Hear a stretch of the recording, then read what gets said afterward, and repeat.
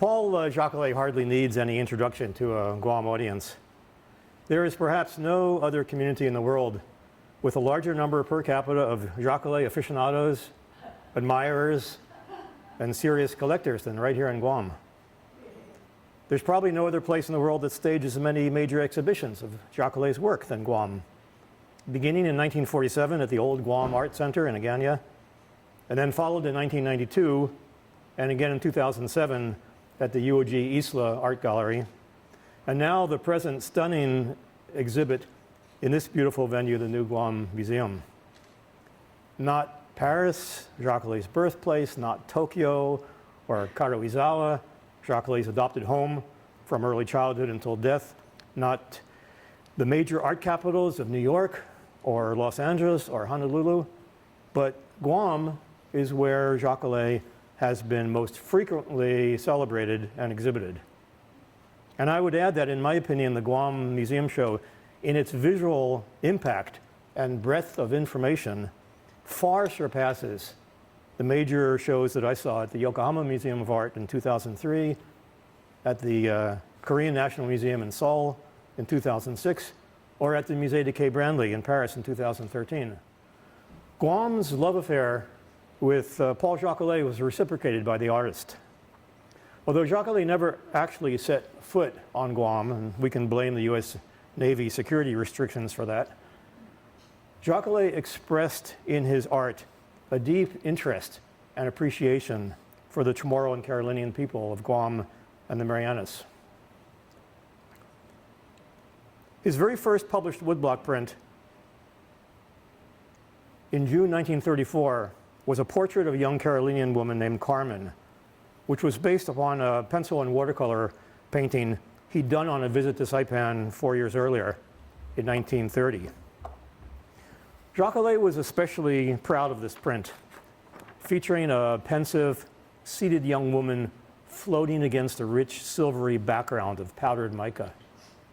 He titled this print, Young Girl from Saipan and Hibiscus Flowers, which is a curious title, since this plant, the plant in this print is not hibiscus. The scientific name is Alamanda cathartica, and the plant contains toxic, milky sap that can cause itching rashes, blisters, vomiting, and diarrhea.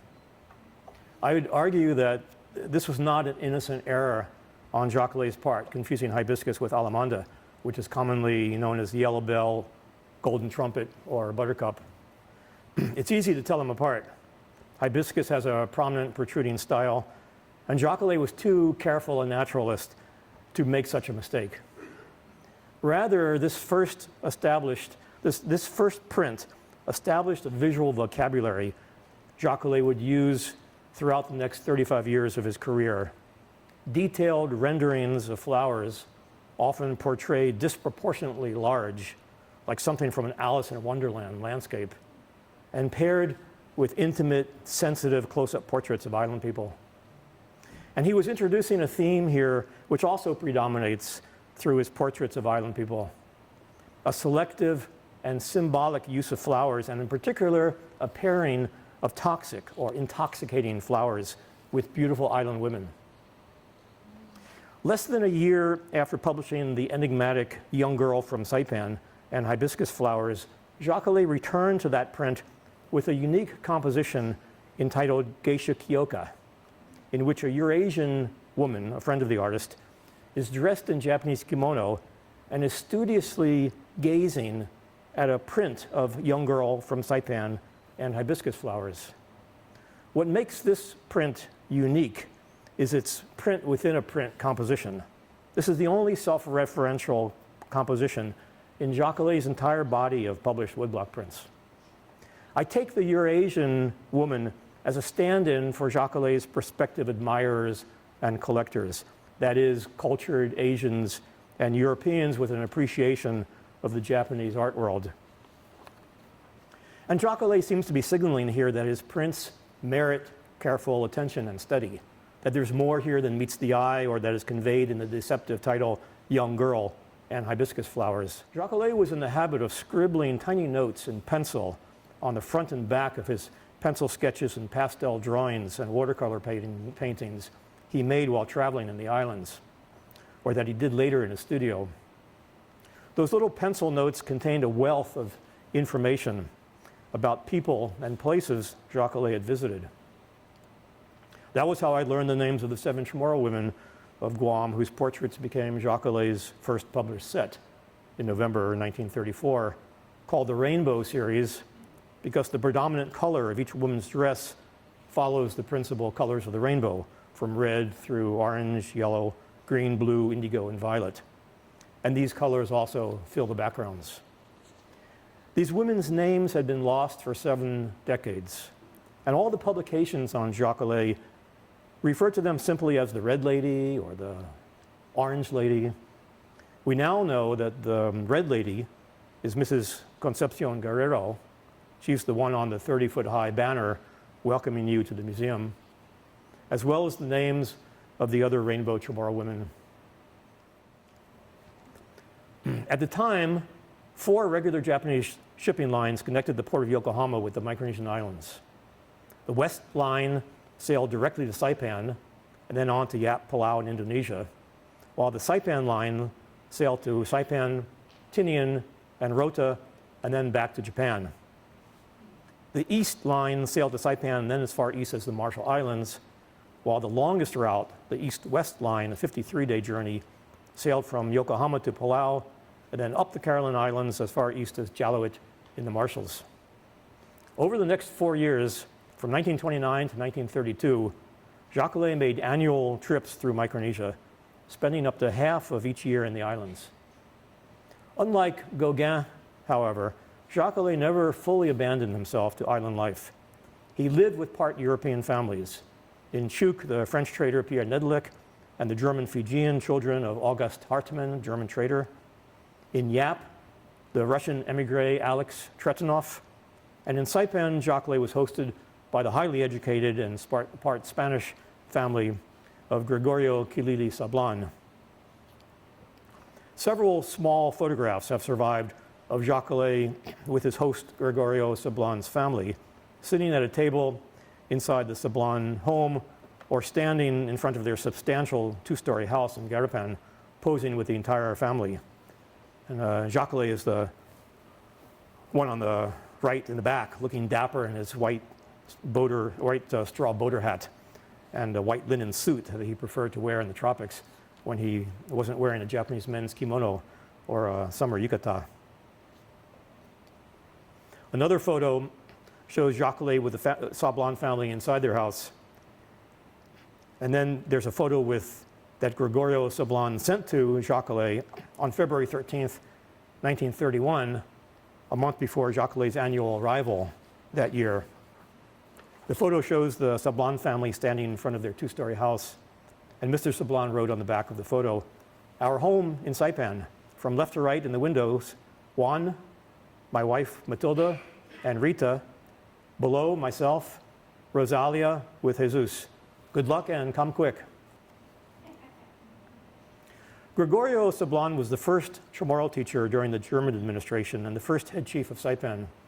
He spoke 5 languages, and his large library was filled with Spanish documents and German monographs. As one of the most educated and well-traveled Chamorros of Saipan, Mr. Sablan was known for taking in foreign guests. His 5 children, Matilda, Rosalia, Rita, Vicente, and Jesus, all appear as subjects in Jacoulet's sketches and watercolor paintings from the early 1930s. And Rita was the subject of one of Jacoulet's earliest woodblock prints, entitled Miss Rita Sablan Diaz, Chamorro from Guam, 1934. During these travels, Jacoulet filled notebook upon notebook with field sketches and quick watercolor paintings of island people and scenes. The transitory nature of islanders' beauty is a linked theme that runs through Jacoulet's vision of Micronesia. In the woodblock print Joaquina and Her Mother, we see a beautiful young Chamorro woman, Joaquina, sitting in church in Rota with her mother. In this composition, Jacoulet seems to be contemplating the effects of aging upon the islanders by contrasting the glowing beauty and youth of Joaquina with the dour, matronly appearance of her mother. Joaquina seems to be almost floating lightly in air over her mother, who was seated heavily and firmly on the church bench. The plumeria blossoms in Joaquina's hand and lying beside her may symbolize the fleeting loss of beauty in life. Plumeria flowers wilt very quickly after being picked, and consequently in some Asian cultures, plumeria is associated with death. Jacoulet occasionally depicts older islanders with a single red leaf or blossom in the composition, as if to signal lost beauty and youth.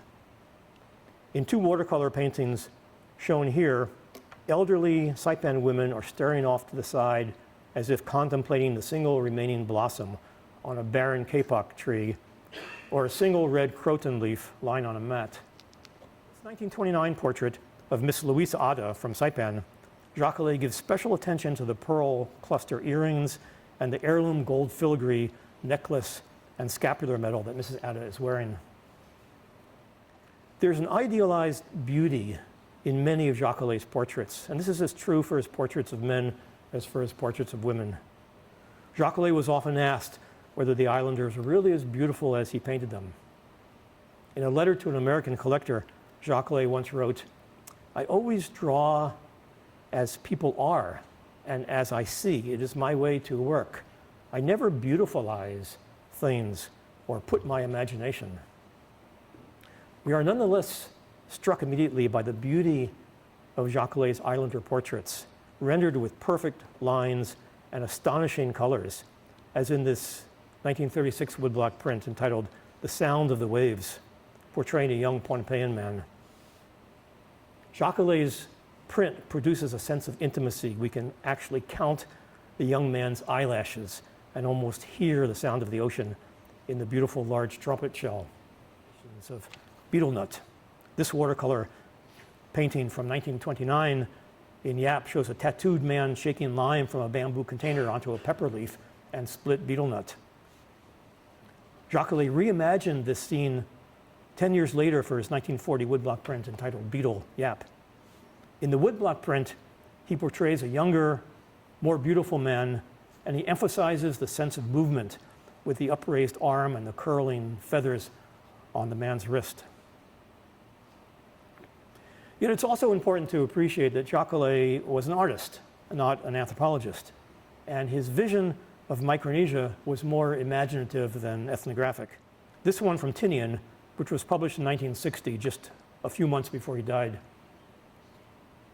By the time of Jacoulet's arrival in Saipan in 1930, there were virtually no islanders living on Tinian, which was nicknamed Sugar Island, and was occupied by nearly 6,000 Japanese settlers who worked in the cane fields and sugar processing factories. Jacoulet had gotten a glimpse of the Tinian sugar factory in 1930 from aboard a ship, and he had made a few quick pencil sketches from the ship's deck, showing the factory building silhouetted against the sky and the flat Tinian landscape. But the image of Tinian that he chose to present to the world is this buxom, big-shouldered woman admiring a snail shell, with Saipan visible off to the distance, and no sugar fields or factories in sight. Jacoulet is also taking some liberties here, as he often did, with island geography. The woman in this print is actually from Chuuk, and she appears in a watercolor painting that Jacoulet did in 1933, which he entitled Portrait of Nancy, a Beauty from Toloas in the islands of Truk. Jacoulet's American biographer, Stuart Tease, described the Tinian woman as, quote, "a child of nature removed from all injurious tendencies and living in a paradise of her own," unquote. In truth, she is dwelling in a paradise of Jacoulet's creation, a timeless tropical dreamscape of strong, bare-breasted women, beautiful young men, and ever unspoiled tropical dreamscapes.